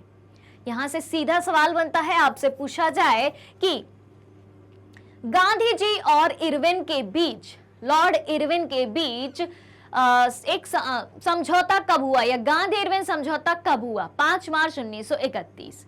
ऑलराइट, फिर उसके बाद देखें, गांधी जी दिसंबर 1931 को दूसरे गोलमेज सम्मेलन में भाग लेने लंदन गए। कुल मिला के 3 गोलमेज सम्मेलन हुए थे, 1930, 1931 और 1932। ठीक है, तो गांधी जी ने, ये था फर्स्ट, ध्यान से सुनिएगा, पूरा कंसेप्ट आपको समझ में आ जाएगा, बहुत पते की बात बता रही हूं मैं। फर्स्ट, सेकेंड और थर्ड, ये क्या है? गोलमेज सम्मेलन है। कहां हुए थे गोलमेज सम्मेलन? लंदन में हुए थे। गोलमेज सम्मेलन कहां हुए? लंदन में हुए। ठीक है, तो गांधी जी ने दूसरे गोलमेज सम्मेलन में भाग लिया था। ठीक है, किस सम्मेलन में? दूसरे गोलमेज सम्मेलन में गांधी जी ने भाग लिया। और क्या कहानी आती है इसके पीछे? हाँ, एक ऐसे भारतीय थे जिन्होंने तीनों गोलमेज सम्मेलन में भाग लिया था। तीनों गोलमेज सम्मेलन में भाग लिया था। उनका नाम क्या था? उनका नाम था डॉक्टर भीमराव अंबेडकर। क्या नाम था? डॉक्टर भीमराव अंबेडकर। ठीक है, डॉक्टर भीमराव अंबेडकर एकमात्र ऐसे भारतीय थे जिन्होंने तीनों गोलमेज सम्मेलन में भाग लिया था, और गांधी जी ने सिर्फ दूसरे गोलमेज सम्मेलन में भाग लिया, बातचीत करने के लिए कि भाई भारत में जो समस्याएं चल रही हैं उनका कुछ समझौता करना होगा, निपटारा करना होगा। लेकिन गांधी जी को खाली हाथ वापस लौटना पड़ा था। गांधी जी गए दूसरे गोलमेज सम्मेलन में दिसंबर 1931 में, कहा? लंदन गए, लेकिन वार्ता यानी कि बातचीत उनकी विफल हो गई, सफल नहीं हो पाई, जिस कारण उन्हें निराश होकर वापस लौटना पड़ा। ऑलराइट, तो गांधी जी ने सविनय अवज्ञा आंदोलन दोबारा शुरू किया। पहले तो भाई अंग्रेजों ने क्या किया? बड़े नेताओं को पकड़ लिया और जेल में डाल दिया। गांधी जी ने आंदोलन वापस ले लिया। फिर गांधी जी कहां गए? लंदन गए, लेकिन वहां भी बातचीत नहीं बनी। इरविन ने भी इनकी बातें नहीं मानी। ठीक है, तो गांधी जी ने क्या किया? गांधी जी ने सविनय अवज्ञा आंदोलन दोबारा शुरू कर दिया, लेकिन 1934 तक आते आते इसकी गति भी मंद पड़ने लगी। 1934 तक आते आते दूसरी बार चालू किया गया सविनय अवज्ञा आंदोलन भी धीमा पड़ गया। ऑलराइट, अब क्या बात आती है? अब लोगों ने इस आंदोलन को कैसे लिया? जो गांधी जी द्वारा सविनय अवज्ञा आंदोलन चलाया गया था, लोगों ने इस आंदोलन में अपनी क्या प्रतिक्रिया व्यक्त करी, क्या रिएक्ट किया, कैसे समझा इस आंदोलन को? तो देखें, सबसे पहले जानते हैं कि देश के संपन्न किसान यानी कि अमीर किसानों ने इस आंदोलन को कैसे देखा, कैसे लिया। क्लियर है? तो देखते हैं। संपन्न किसान, तो अंग्रेजों ने जब राजस्व कर कम करने से इनकार कर दिया, ठीक है, रेवेन्यू टैक्स कम करने से इनकार कर दिया, तो अमीर किसान समुदाय भी आंदोलन में शामिल हो गए, क्योंकि किसानों को टैक्स भरना पड़ता था और अंग्रेज सरकार उनकी जमीनों पर टैक्स बढ़ाते जा रही थी। ठीक है, तो अमीर किसान इससे परेशान थे, तो अमीर किसान समुदाय ने, इनकी पूरी कम्युनिटी में इस आंदोलन में हिस्सा लिया। फिर राजस्व दर घटाए बिना आंदोलन वापस ले लिया गया, तो इन्हें निराशा हुई। जब पहली बार ये आंदोलन चालू किया गया था 1930 में, 6 अप्रैल 1930 को सविनय अवज्ञा आंदोलन, ठीक है, तो संपन्न किसानों की क्या परेशानी थी कि उनको टैक्स ज्यादा देना पड़ रहा था। ठीक है, तो अंग्रेज सरकार कम नहीं कर रही थी, उनने आंदोलन में भाग लिया। लेकिन जब आंदोलन हुआ, सारी गतिविधियां हुई, जनता ने भाग लिया, तब भी राजस्व कम नहीं किया गया, क्योंकि जनता ने, अमीर किसान की जनता ने क्यों भाग लिया था? ताकि उनका राजस्व कर कम हो जाए, लेकिन वो कम नहीं हुआ, तो इनने अपने हाथ पीछे कर लिए आंदोलन से। ठीक है, और जब गांधी जी ने दोबारा चालू किया, जेल से बाहर आने के बाद, ठीक है, दोबारा चालू किया, तो बहुतों ने शामिल होने से इनकार कर दिया कि जब पहली बार आपने आंदोलन चालू किया था, जो मांगे हमने रखी थी सरकार के सामने, उनने नहीं मांगी, तो दोबारा आंदोलन चालू करने का मतलब क्या है? हम आपका इसमें सहयोग नहीं देंगे। क्लियर? अब देखें, गरीब किसान, गरीब किसानों ने इस आंदोलन को कैसे देखा, तो देख लेते हैं इसको भी। गरीब किसान चाहते थे उन्हें जमीन का भाड़ा माफ कर दिया जाए। गरीब किसान क्या चाहते थे कि उन्हें जो जमीन का भाड़ा देना पड़ रहा है, जो किराया देना पड़ रहा है, वो माफ कर दिया जाए। ठीक है, तो अमीर किसानों और जमींदारों की नाराजगी के भय से कांग्रेस भाड़ा विरोधी आंदोलनों का समर्थन करने के लिए तैयार नहीं थी। ठीक है, गरीब किसान क्या चाहते थे कि उनकी जमीन का भाड़ा माफ कर दिया जाए, लेकिन कांग्रेस ने क्या किया कि अमीर किसान और जमींदार नाराज ना हो जाएं, इसलिए भाड़ा विरोधी आंदोलन का समर्थन करने के लिए इन्हें मना कर दिया कि नहीं, जो गरीब भाड़ा विरोधी आंदोलन की बात कर रहे हैं, हम उसको चालू नहीं करेंगे। इससे जो हमारे अमीर किसान है, भारत के जमींदार, वो नाराज हो जाएंगे और वो हमें समर्थन नहीं देंगे। ऑलराइट, अब क्या है? अब व्यवसायी वर्ग ने कैसे लिया इस आंदोलन को, तो देखें, बात करते हैं प्रथम विश्व युद्ध के दौरान की। ठीक है, तो व्यवसायी वर्ग को प्रथम विश्व युद्ध के बाद मुनाफे में, प्रॉफिट में बहुत ज्यादा कमी आई थी, और ये विदेशी वस्तुओं के आयात के खिलाफ सुरक्षा चाहते थे। व्यवसायी वर्ग क्या चाहता था कि हमें विदेशी वस्तुओं के आयात के खिलाफ सुरक्षा प्रदान कराई जाए। ठीक, तो फिर क्या हुआ? उग्रवादी गतिविधियों का प्रसार, लंबे समय तक व्यापारिक व्यवधानों की चिंता और युवा कांग्रेस के बीच समाजवाद के बढ़ते प्रभाव ने इन्हें आंदोलन में शामिल नहीं होने के लिए मजबूर किया। तो व्यवसायी वर्ग भी सविनय अवज्ञा आंदोलन में दोबारा शामिल नहीं हुआ। क्लियर? महिलाएं, अब महिलाओं ने इस आंदोलन को कैसे देखा? क्या महिलाओं की भागीदारी थी इस आंदोलन में? देखा जाए तो जितने भी आंदोलन शुरू से लेकर अब तक चलाए गए थे, हर एक आंदोलन में महिलाओं की पर्याप्त भागीदारी थी। महिलाएं जुलूस का हिस्सा बनती थी। महिलाओं ने नमक आंदोलन में हिस्सा लेके नमक भी बनाया। शराब की दुकानों के सामने धरने में भी शामिल हुई। ठीक है, हर तरफ से महिलाएं इनका सहयोग कर रही हैं हर एक आंदोलन में। लेकिन कहानी अब यहां से चालू होती है कि कांग्रेस जो थी, महिलाओं को संगठन के भीतर किसी भी प्रकार के महत्वपूर्ण पद देने के पक्ष में नहीं थी। क्या बात कही गई है? कांग्रेस महिलाओं को अपने संगठन के अंदर किसी भी प्रकार का पद देने के पक्ष में नहीं थी, जबकि महिलाओं की भागीदारी हर तरफ से दिखाई दे रही है। महिलाएं हर एक जुलूस का हिस्सा बनी, हर एक आंदोलन में भाग लिया, नमक बनाया, शराब की दुकानों के सामने महिलाओं ने धरना दिया। तब भी पूरी भागीदारी के बाद भी कांग्रेस जो है महिलाओं को अपने संगठन का हिस्सा नहीं बनने देना चाहती थी, किसी भी पद को देने के पक्ष में नहीं थी। तो महिलाओं ने भी कहा कि जब हमारे लिए भी कुछ नहीं मिल रहा है, सब कुछ करने के बाद भी, तो हम दोबारा चालू किए गए सविनय अवज्ञा आंदोलन में हिस्सा क्यों लें। ऑलराइट, अब देखो सविनय अवज्ञा आंदोलन की सीमाएं क्या है, सिविल डिसओबीडियंस मूवमेंट की लिमिटेशंस क्या है, जान लेते हैं इसको। तो दलितों या अछूतों ने आंदोलन में सक्रिय रूप से भाग नहीं लिया। ठीक है, जो दलित वर्ग के व्यक्ति थे, उन्होंने इस आंदोलन में सक्रिय रूप से भाग नहीं लिया। क्यों नहीं लिया? क्योंकि उन्होंने सीटों के आरक्षण और अलग निर्वाचन क्षेत्रों की मांग करी।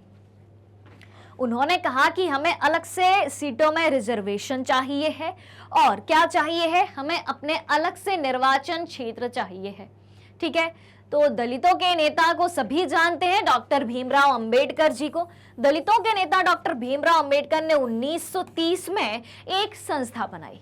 ठीक है, जिसका नाम क्या रख दिया? जिसका नाम रख दिया दलित वर्ग एसोसिएशन। क्या रख दिया नाम? दलित वर्ग एसोसिएशन। अब यहां से एक सवाल बन जाता है कि दलित वर्ग एसोसिएशन की स्थापना किसने करी थी? डॉक्टर भीमराव अंबेडकर ने करी थी। कब करी थी? 1930 में करी थी। ठीक है, तो गांधी जी का डॉक्टर बी आर अंबेडकर से काफी विवाद हुआ। क्यों हुआ? क्योंकि गांधी जी से अंबेडकर ने कहा कि आप हमें दलित वर्ग के लिए सीटों में आरक्षण दें और निर्वाचन क्षेत्र को बनाएं, अलग निर्वाचन क्षेत्रों को बनाएं। ठीक है, ये बात हुई।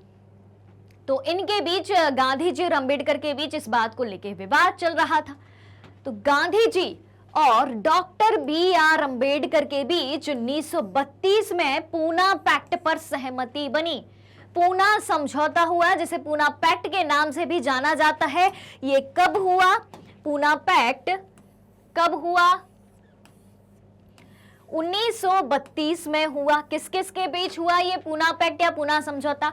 गांधी जी और अंबेडकर जी के बीच हुआ। तो अब कैसा समझौता हुआ? डिमांड क्या थी अंबेडकर की? कि सीटों में आरक्षण और अलग निर्वाचन क्षेत्र। दो डिमांड थी। तो प्रांतीय और केंद्रीय परिषदों में आरक्षित सीटें तो दे दी। एक मांग तो गांधी जी ने मान ली, लेकिन मतदान सामान्य निर्वाचन क्षेत्रों में ही हुआ, अलग से निर्वाचन क्षेत्र नहीं दिए गए। क्यों नहीं दिए गए? क्योंकि गांधी जी का कहना था कि अगर दलितों के लिए अलग से निर्वाचन क्षेत्र दिए जाएंगे तो ऐसे हर एक क्षेत्र में अलग निर्वाचन क्षेत्र की, समुदाय आधारित निर्वाचन क्षेत्र की डिमांड बढ़ जाएगी और देश बढ़ जाएगा। ठीक है, फिर उसके बाद क्या हुआ? उसके बाद यह हुआ कि मुस्लिम लीग की बात आती है। मुस्लिम लीग के नेता सामने आते हैं, अमीर जिन्ना यानी कि मोहम्मद अली जिन्ना। उन्होंने कहा कि केंद्रीय सभा में मुसलमानों के लिए अलग से आरक्षित सीटें दी जाएं। ठीक है, तो मुसलमानों के एक बड़े हिस्से ने सविनय अवज्ञा आंदोलन में हिस्सा नहीं लिया, इस वजह से। क्लियर है? अब देखें, अब बात आती है किसकी? भारत छोड़ो आंदोलन की। ठीक है, भारत छोड़ो आंदोलन कब हुआ था? 1942 में हुआ था। क्विट इंडिया मूवमेंट के नाम से जिसे जाना जाता है। तो क्रिप्स मिशन की असफलता एवं द्वितीय विश्व युद्ध के प्रभावों ने, क्रिप्स मिशन आया था और द्वितीय विश्व युद्ध कब से कब तक हुआ था? 1939 से 1945 तक द्वितीय विश्व युद्ध हुआ। ठीक है, तो क्रिप्स मिशन भी असफल हो गया था। द्वितीय विश्व युद्ध के प्रभावों ने भारत में व्यापक असंतोष को जन्म दिया और इसके फलस्वरूप गांधी जी ने एक आंदोलन चालू कर दिया। कौन सा आंदोलन चालू कर दिया? जिसमें उन्होंने अंग्रेजों की पूरी तरीके से भारत छोड़ने पर जोर दिया। गांधी जी ने भारत छोड़ो आंदोलन चालू कर दिया और कहा कि अब अंग्रेजों को भारत छोड़ना ही होगा। तो वर्धा में कब की बात है? ये वर्धा की बात है। वर्धा महाराष्ट्र में स्थित है। 14 जुलाई 1942 को। कब? वर्धा में 14 जुलाई 1942 को अपनी कार्यकारिणी में कांग्रेस कार्य समिति ने ऐतिहासिक भारत छोड़ो आंदोलन प्रस्ताव पारित कर दिया। आपसे पूछा जाए कि भारत छोड़ो आंदोलन का प्रस्ताव कब पास किया गया? 14 जुलाई 1942 को वर्धा में। ठीक है, जिसमें क्या बात कही गई? जिसमें यह बात कही गई कि सत्ता को भारतीयों के लिए तत्काल हस्तांतरित कर देना चाहिए और भारत छोड़ देना चाहिए ब्रिटिश सरकार को। ब्रिटिश सरकार अपनी सत्ता भारतीयों के हाथ में तुरंत हस्तांतरित कर दे, ट्रांसफर कर दे और भारत छोड़ दे, ये मांग करेगी। फिर 8 अगस्त 1942 को, कब? 8 अगस्त 1942 को बंबई में अखिल भारतीय कांग्रेस समिति ने इस प्रस्ताव का समर्थन किया, जिसमें पूरे देश में व्यापक पैमाने पर एक अहिंसक जन संघर्ष का आह्वान किया गया। अहिंसक जनसंघर्ष तो होगा लेकिन अहिंसक होगा। ठीक है, चलिए अब इसी अवसर पर यानी कि भारत छोड़ो आंदोलन के अवसर पर गांधी जी ने एक प्रसिद्ध नारा दिया था जिसका नाम था करो या मरो। ठीक है, यानी कि अब हमें आजादी चाहिए है कैसे भी करके। ठीक है, भारत छोड़ो के इस आह्वान ने देश के अधिकतर हिस्से में राज्य व्यवस्था को ठप्प कर दिया। लोग स्वतः ही आंदोलन में कूद पड़े। अब लोगों को जगाने की बात नहीं थी कि आप ये करो ये करो। अलग से कोई प्रचार नहीं करना था, अलग से जन समर्थन नहीं जुटाना था। तब तक भारत देश की जनता समझ चुकी थी कि अब तो भाई आजादी चाहिए। तो लोग स्वतः ही खुद से ही इस आंदोलन में कूद पड़े। लोगों ने हड़तालें की, राष्ट्रीय गीतों नारों के साथ प्रदर्शन किए और जुलूस निकाले। और यह आंदोलन यानी कि भारत छोड़ो आंदोलन वास्तव में एक जन आंदोलन था, जिसमें छात्र, मजदूर और किसान जैसे हजारों साधारण लोगों ने हिस्सा लिया। ऑलराइट, और इसमें नेताओं की सक्रिय भागीदारी भी देखी गई। जैसे कि हम बात करें जयप्रकाश नारायण, अरुणा असफ अली, राम मनोहर लोहिया, मातंगिनी हजारा बंगाल से, असम से कनक लता बरुआ और उड़ीसा से रमा देवी जैसी महिलाओं ने भी हिस्सा लिया। और अंग्रेजों द्वारा अत्यधिक बल प्रयोग के बावजूद इसे दबाने में 1 वर्ष का समय लग गया। यानी कि अंग्रेज इस आंदोलन को आसानी से नहीं दबा पाए, अंग्रेजों को भी इस आंदोलन को दबाने में 1 वर्ष से ज्यादा का समय लग गया। तो ये बात हुई भारत छोड़ो आंदोलन के बारे में। अब देश में इतने सारे आंदोलन चलाए जा रहे थे, ठीक है, और हर एक आंदोलन में हर एक भारतीय हिस्सा ले रहा था, चाहे वो किसी भी जाति का हो, किसी भी समुदाय का हो, किसी भी धर्म को मानने वाला हो, ठीक, किसी भी कम्युनिटी से हो, किसी भी भाषा को बोलने वाला हो, हर व्यक्ति भाग ले रहा था। तो जब सारे व्यक्तियों का लक्ष्य एक रहता है, और सबका लक्ष्य क्या था? सारे भारतीयों का लक्ष्य था आजादी। तो जब साथ मिलके संघर्ष करेंगे एक लक्ष्य के लिए, तो सभी में सामूहिक अपनेपन की भावना तो आ ही जाएगी, ठीक है। तो राष्ट्रवाद की भावना तब पनपती है जब लोग ये महसूस करते हैं कि वे एक ही राष्ट्र के अंग हैं, भले अलग अलग कम्युनिटी से हैं, लेकिन है तो एक ही राष्ट्र का हिस्सा। और जब वे एक दूसरे को एकता के सूत्र में बांधने वाली कोई बात साझा ढूंढ लेते हैं, कोई साझा बात ढूंढ लेते हैं, तो उनमें एकता और ज्यादा आ जाती है, ठीक है।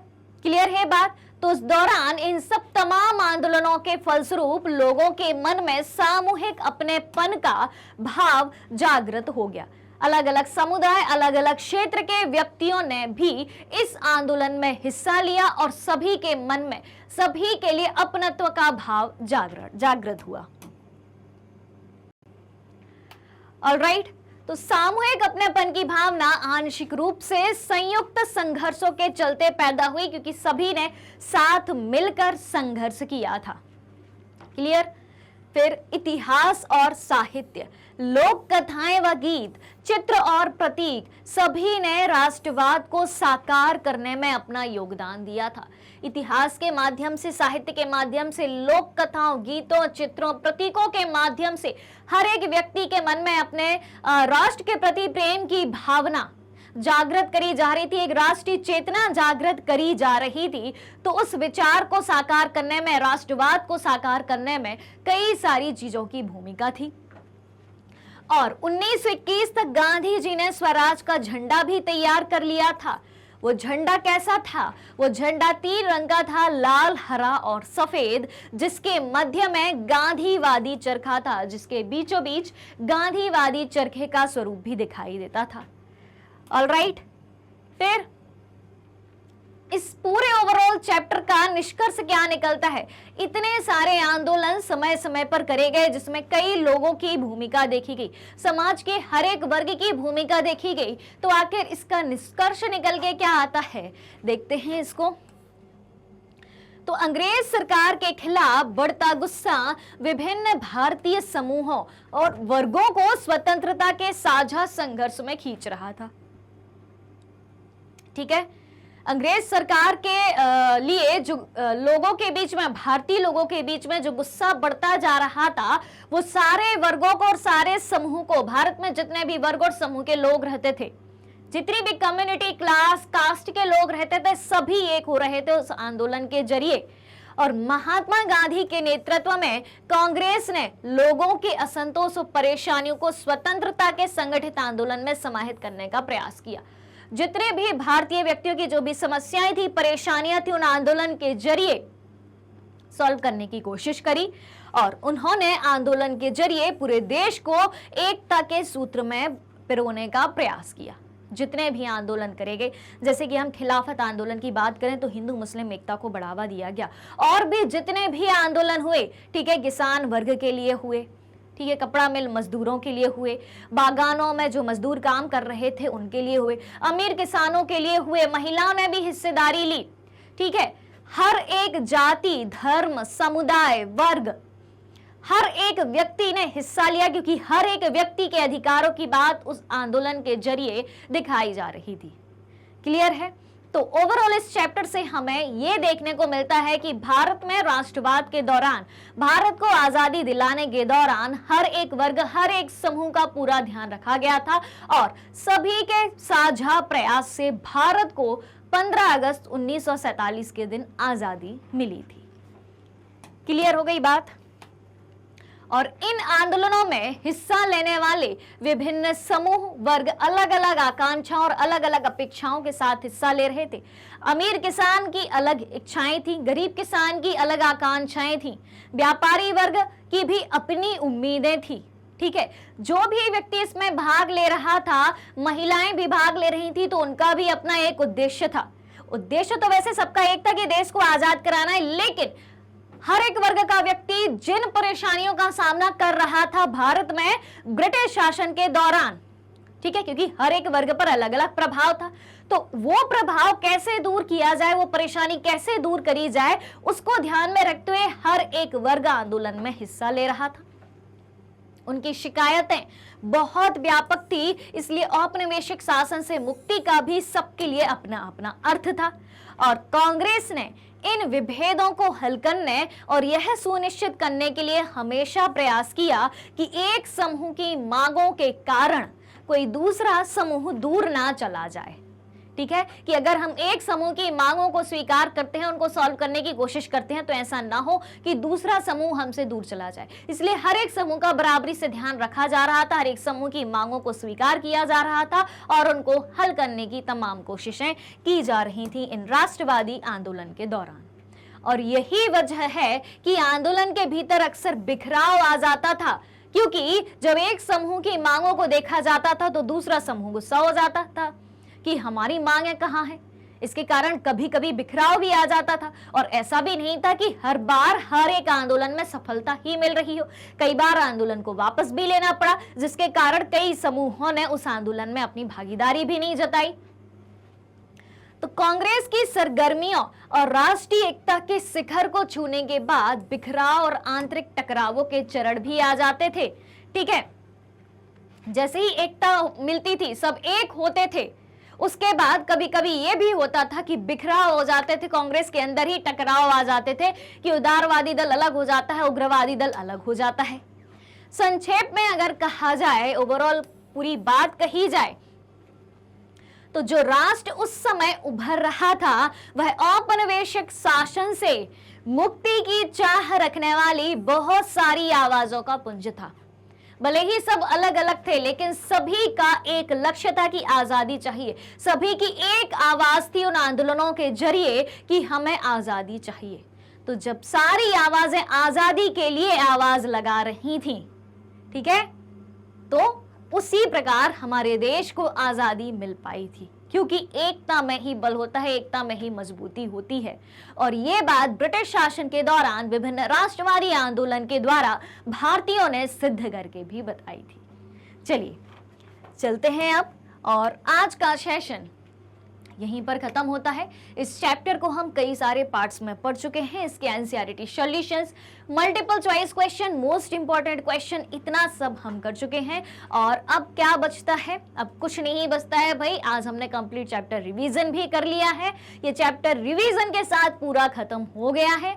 आपको इसको और अच्छे से पढ़ना है, सारे क्वेश्चन आंसर फिर से सॉल्व करने हैं और बार बार हर चैप्टर का रिवीजन करते जाना है। तो अगर आप हमारे डेली के लाइव सेशन और रिकॉर्डेड सेशन से जुड़ना चाहते हैं, सारी चीजें उपलब्ध हैं मैग्नेट ब्रेन्स के यूट्यूब चैनल, वेबसाइट और एप्लीकेशन पर। मैग्नेट ब्रेन्स इंडिया का number 1 100% free online education platform है।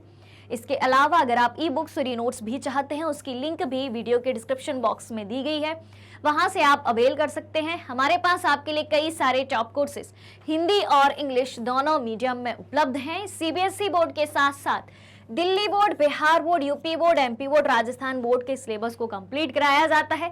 साथ ही साथ उन सारे स्टेट बोर्ड के सिलेबस को कंप्लीट कराया जाता है जहां एनसीईआरटी का पैटर्न फॉलो होता है, क्योंकि हम पढ़ाते हैं आपको एनसीईआरटी से। कई सारे स्पेशल कोर्सेज भी हैं हमारे पास, जैसे कि वैदिक maths, crash course, spoken English और इतने सारे कोर्सेज एक ही सिंगल प्लेटफॉर्म पर हाई क्वालिटी एजुकेशन के साथ, फुल्ली ऑर्गेनाइज कंप्लीट कोर्स के साथ एकदम फ्री में प्रोवाइड कराए जाते हैं। जी हाँ, और मैग्नेट ब्रेन्स यूट्यूब के अलावा अदर सोशल मीडिया प्लेटफॉर्म जैसे कि Facebook, Instagram, Twitter, Telegram, WhatsApp पर भी उपलब्ध है। आप हमें वहां भी फॉलो कर सकते हैं, वहां से भी सारी जानकारी प्राप्त कर सकते हैं। तो आज के सेशन को ज्यादा से ज्यादा लाइक शेयर करते हुए चैनल को सब्सक्राइब भी करना है। हमारे साथ बने रहिए, जुड़े रहिए, पढ़ते रहिए, खुश रहिए। Thank you so much.